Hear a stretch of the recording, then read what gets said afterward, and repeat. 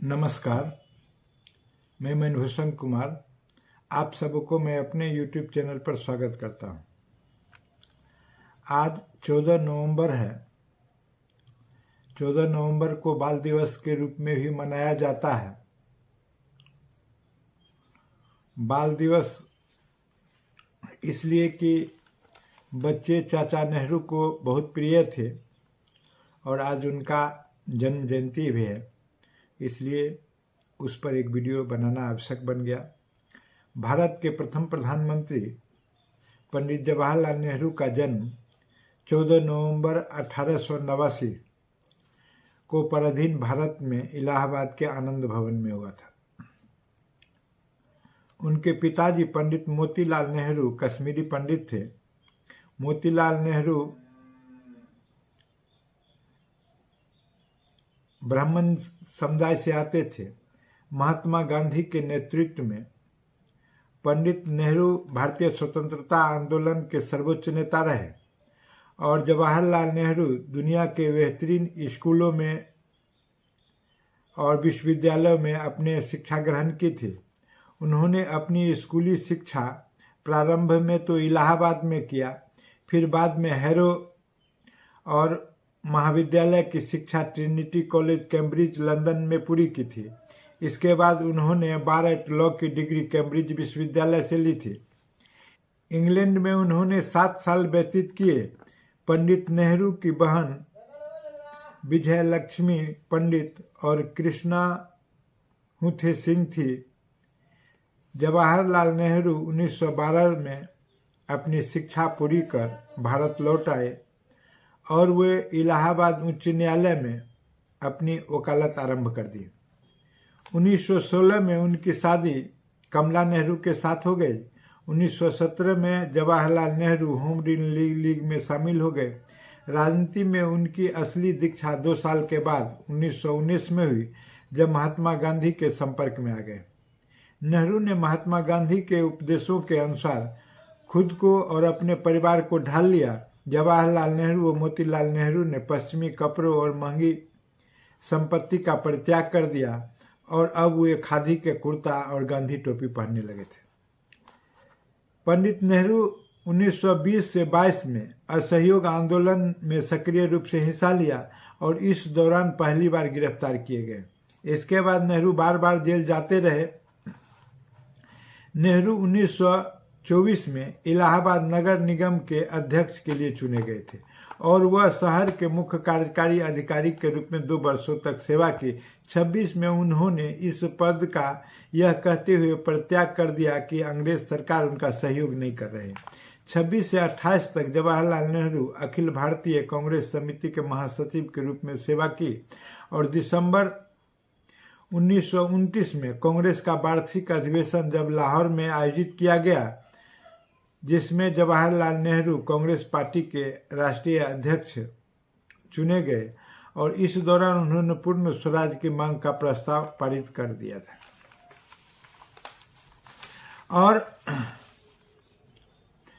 जब उन्होंने पूर्ण स्वराज का प्रस्ताव पारित किया तो प्रस्ताव का मसौदा था, हमारा मानना है कि किसी भी अन्य लोगों की तरह स्वतंत्रता पाना और अपने परिश्रम के फल का आनंद लेना और जीवन की आवश्यकताएं प्राप्त करना भारतीय लोगों का अपरिहार्य अधिकार है, ताकि उन्हें विकास के पूर्ण अवसर मिल सके। हमारा यह भी मानना है कि यदि कोई सरकार लोगों को इन अधिकारों से वंचित करती है तो लोगों के पास बदलने या समाप्त करने का भी अधिकार होना चाहिए। भारत में ब्रिटिश सरकार ने न केवल भारतीय लोगों की उनकी स्वतंत्रता से वंचित किया है, बल्कि खुद को जनता के शोषण पर आधारित कर लिया है और भारत को आर्थिक, राजनीतिक, सांस्कृतिक और आध्यात्मिक रूप से बर्बाद कर दिया है। इसलिए हमारा मानना है कि भारत को ब्रिटिश से अपना संबंध भी विच्छेद कर लेना चाहिए और पूर्ण स्वराज और स्वतंत्रता की प्राप्ति करनी चाहिए। और 31 दिसंबर 1929 को रावी तट पर लाहौर में पंडित नेहरू ने स्वतंत्र भारत का झंडा उस समय फहराया था। गांधी ने 1930 में समन्वय अवज्ञा आंदोलन को आरंभ किया था। पंडित नेहरू 1936 और 1937 में कांग्रेस के अध्यक्ष पद फिर चुने गए। उन्होंने 1942 में भारत छोड़ो आंदोलन के दौरान गिरफ्तार किया गया और 1945 में उन्हें छोड़ दिया गया।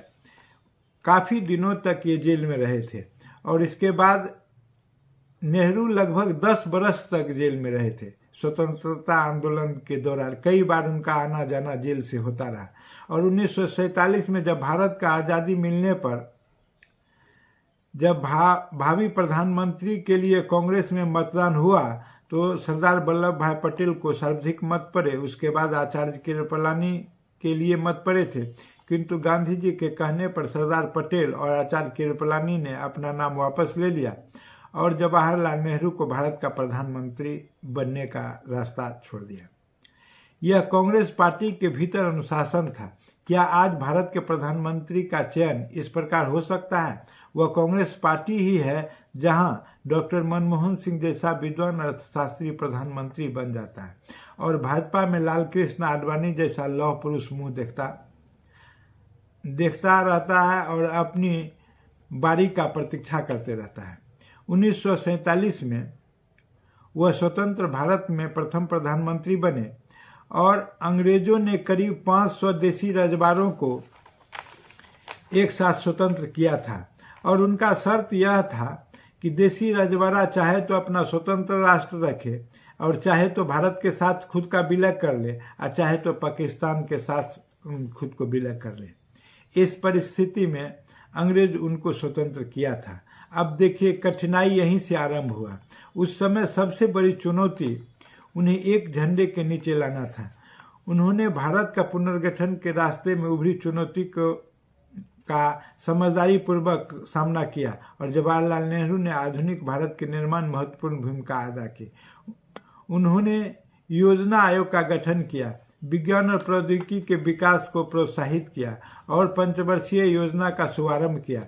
उनकी नीति के कारण देश में कृषि उद्योग का एक नया युग आरंभ हुआ। नेहरू ने भारत की विदेश नीति को एक नया आयाम दिया और उन्होंने विदेश नीति में विश्व के सभी देशों के साथ एक महत्वपूर्ण भूमिका निभाई, लेकिन अंत तक पाकिस्तान और चीन के साथ उनका संबंध सुधर नहीं सका। इनका इस बात का उनको काफ़ी मलाल रहा और अंत में 27 मई 1964 को पंडित जवाहरलाल नेहरू का देहावसान हो गया। इस प्रकार से बच्चों के प्यारे चाचा अब नहीं रहे और इस अवसर पर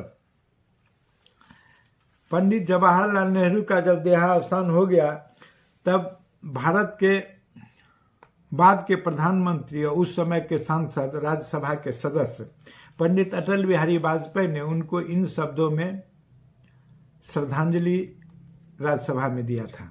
सभापति जी, एक सपना था जो अधूरा रह गया, एक गीत था जो गूंगा हो गया, एक लौ थी जो अनंत में विलीन हो गया। सपना था एक ऐसे संसार का जो भय और भूख से रहित होगा। गीत था एक ऐसे महाकाव्य का जिसमें गीता का गूंज और गुलाब का गंध थी। लौ थी एक ऐसे दीपक की जो रात भर जलता रहा और अंधेरे से लड़ता रहा और हमें रास्ता दिखाकर एक प्रभात में निर्माण प्राप्त हो गया। मृत्यु ध्रुव सत्य है, शरीर नाश्वर है। कल कंचन को जिस काया को हम चंदन की चिता पर चढ़ा कर आए हैं उसका नाश निश्चित था, लेकिन क्या यह जरूरी था कि मौत इतनी चोरी छुपी आती? जब संगी साथी सोए पड़े थे, जब पहरेदार बेखबर थे, हमारे जीवन के अमूल्य निधि लुट गए। भारत माता का आज शोक मग्न है, उसका सबसे लाडला राजकुमार खो गया है। मानवता आज खिन्न वंदना है, उनका पुजारी सो गया है। शांति आज अशांत है, उसका रक्षक चला गया है। दलित का सहारा टूट गया है, जन जन के आंखों का तारा टूट गया है। यवनिका पात हो गया है। विश्व के रंगमंच से एक प्रमुख अभिनेता अपना अंतिम अभिनय दिखाकर अंतर ध्यान हो गया है। महर्षि वाल्मीकि ने रामायण में भगवान राम के संबंध में कहा है कि वे अपने असंभवों के समन्वय थे। पंडित जी के जीवन में महाकवि की उस कथन की एक झलक दिखाई देती थी। वह शांति के पुजारी थे किंतु क्रांति के अग्रदूत थे। वे अहिंसा के उपासक थे किंतु स्वाधीनता और का सम्मान करते थे और रक्षा भी करने के लिए, हथियार उठाने के लिए सदा हिमायती रहते थे। वे व्यक्तिगत स्वाधीनता के समर्थक थे किंतु आर्थिक समानता लाने के लिए बद्ध परिकर थे। उन्होंने किसी से समझौता करने का भय नहीं खाया किंतु किसी से भयभीत होकर समझौता नहीं किया। चीन और पाकिस्तान के प्रति उनकी नीति इसी अद्भुत सम्मिश्रण का प्रतीक था, जिसमें उदारता भी थी, दृढ़ता भी थी। यह दुर्भाग्य है कि इस उदारता और दुर्बलता समझा गया। कुछ लोग ने उनकी दृढ़ता को हठधर्मिता समझा। मुझे याद है चीन आक्रमण के समय में जब हमारे पश्चिमी मित्र इस बात से प्रसन्नता व्यक्त कर रहे थे कि कश्मीर के प्रश्न पर पाकिस्तान से कोई समझौता कर ले, तब एक दिन मैंने उन्हें बड़ा क्रोध पाया। जब उनसे कहा गया कि कश्मीर के प्रश्न पर समझौता नहीं होगा तो हमें 2 मोर्चों पर लड़ना पड़ेगा, तो वो बिगड़ गए और कहने लगे अगर जरूरत पड़ी तो हम दोनों मोर्चों पर लड़ेंगे। किसी दबाव में आकर बातचीत करने के भी खिलाफ थे। सभापति जी जिस स्वतंत्रता के वे सेनानी के संरक्षक थे, आज वह स्वतंत्रता संकटापन्न है। संपूर्ण शक्ति के साथ हमें उनकी रक्षा करनी होगी। जिस राष्ट्रीय एकता और अखंडता के वे उन्नायक थे, आज वह भी विपदग्रस्त है। हर मूल्य चुकाकर हमें उसे कायम रखना होगा। जिस भारतीय लोकतंत्र को उन्होंने स्थापना की, उसे सफल बनाया, आज उसके भविष्य के प्रति भी शंकाएं प्रकट की जा रही है। हमें अपनी एकता से, अनुशासन से, अपने आत्मविश्वास से इस लोकतंत्र को भी सफल करके दिखाना है। नेता चला गया है, अनुयायी रह गए हैं, सूर्य अस्त हो गया है, तारों को छाया में हमें अपना मार्ग ढूंढना है। यह एक महान परीक्षा का काल है। यदि हम सब अपने को समर्पित करके एक ऐसे महान उद्देश्य के लिए जिसके अंतर्गत भारत सशक्त हो, सामर्थ्य और समृद्ध हो और स्वाभिमान के साथ विश्व शांति की चिर स्थापना में अपना योगदान दे सके, तो हम उनके प्रति सच्ची श्रद्धांजलि अर्पित करने में सफल होंगे। संसद में उनका अभाव कभी नहीं भरेगा। शायद तीन मूर्ति को भी जैसा व्यक्ति कभी अपने अस्तित्व से नहीं सार्थक करेगा। वह व्यक्तित्व, वह जीवनानंदी विरोधी की वो भी साथ लेकर चलने की वह भावना, वह सज्जनता, वह मानवता शायद निकट भविष्य में देखने को नहीं मिलेगी। मतभेद होते हुए भी उनके महान आदर्शों के प्रति, उनकी प्रामाणिकता के प्रति, उनकी देशभक्ति के प्रति, उनके अटूट साहस और दुर्दम्य धैर्य के प्रति हमारे हृदयों में आदर के अतिरिक्त और कुछ भी नहीं है। इन शब्दों के साथ हम उन महान आत्मा को विनम्र श्रद्धांजलि अर्पित करता हूँ। अटल बिहारी वाजपेयी। इन शब्दों के साथ वाजपेयी ने उनको श्रद्धांजलि दिया था। क्या आज का विपक्षी इस प्रकार का भाव अपने नेता के प्रति रखता है? पानी बहुत बह गया, लेकिन यह साधुवादता बनी रहनी चाहिए, यह एकात्मता बनी रहनी चाहिए। सदन में सबों का सम्मान होना चाहिए।